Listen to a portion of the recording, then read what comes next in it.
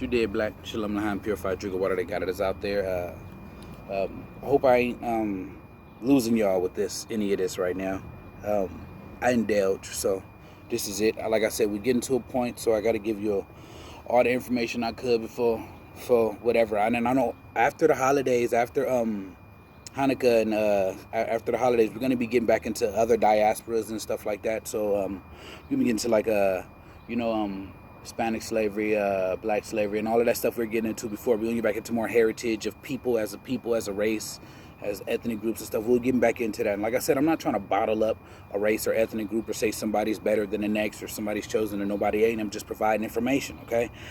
I'm providing information. You take it from there. And since we're going to be talking, I was just talking about diaspora and everything, is that led me, well, this video led me to mentioning that because I have to mention this video title. And this is the Jews migration, the Black Jew migration.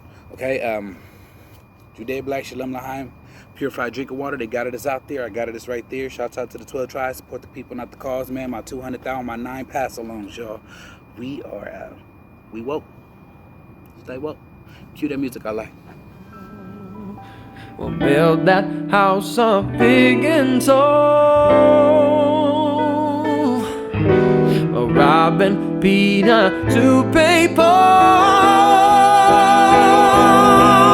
Yeah, we'll rob and Peter to pay Paul as long as I stay comfortable. And right now we're in a book called Africa's Gift to America by J.A. Rogers. Okay, very powerful book. This book was published in the year 1961. Right now I'm on page 61, as you can clearly see from the bottom right here.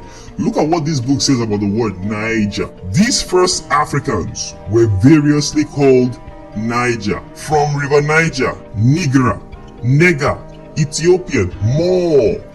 Niger, listen to this guy, very important point, was not pronounced Niger, but nigger. The very same N-word that Americans hate today is the same word that you can find in many African countries and even in an African river, a very popular African river, okay? The River Niger isn't River Niger, guys. It's the River Niger or the Niger River. Very important people see this, okay? So we're in another book, guys. This book is titled Nigger, The Strange Career of a Troublesome Word. This book is very recent. It was published in the year 2002, okay, by Randall Kennedy. That's who was the writer of this book. We're going to page 4 of this book, guys. I want you guys to see something very important, okay, because people need to know the origin of certain words, the etymology of these words, okay? So let's go to page 4, highlighted section. Listen to what it says. Let's turn first to etymology.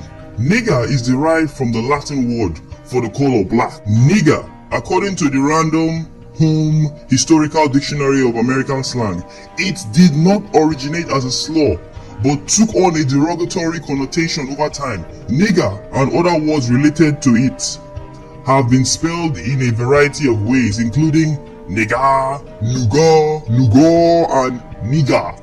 When John Rolfe recorded in his journal the first shipment of Africans to Virginia in 1619, he listed them as neggers. A 1689 inventory of an estate in Brooklyn, New York made mention of an enslaved Negro boy, okay? Very important that we realize the N-word today did not start out being an insult. No, initially it was a Latin word for black, guys. No different than Negro, which is the Spanish or Portuguese word for black. It's important that we understand that these words changed over time. But the same word that you have in Nigeria or the country above Nigeria, Niger, it's the same N-word, guys. It's not even Niger, it's nigger. Very important. And the River Niger isn't the River Niger, it's the Nigger River. Very, very important.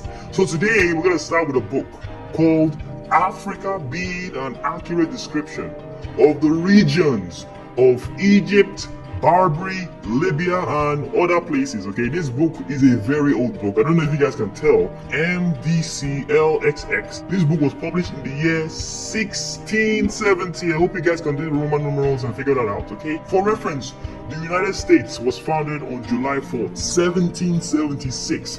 This book was published roughly 100 years before the United States was founded. That's crazy. That is crazy, guys.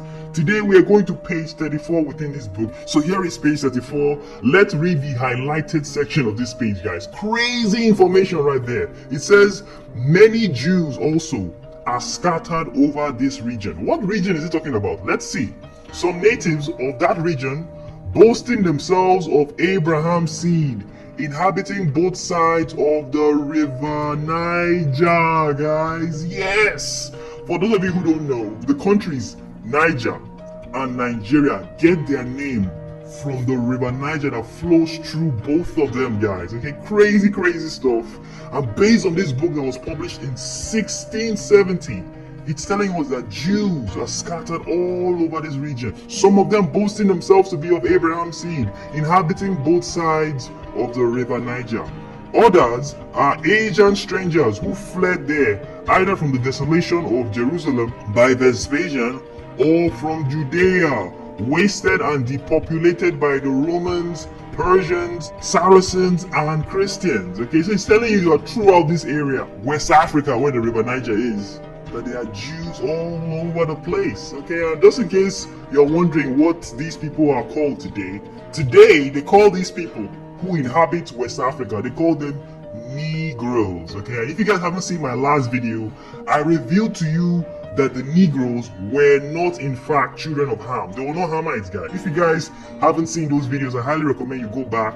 Okay, my videos are very short. I don't make long videos. I like my videos to be anywhere from 8 to 10 minutes, maybe a few minutes above that, but I don't like my videos to be very long, guys. But see, based on this book from 1670, guys, the people who are living on both sides of the river Niger, guys, in West Africa, they are Jews, guys. Yeah, Israelites. Okay, that's what this book tells us. Let's see another book now, guys. Atlas Geographicus, or A Complete System of Geography, Ancient and Modern for Africa. This book was published in the year 1714. If you guys can't see, let me zoom down so you guys will see the year 1714, guys. Crazy. We are reading volume 4 right here. You can see of this book, Atlas Geographicus. Let's see what it tells us on page 39, guys. Remember, this book is still older than the United States. This is 1714. There was no United States of America yet.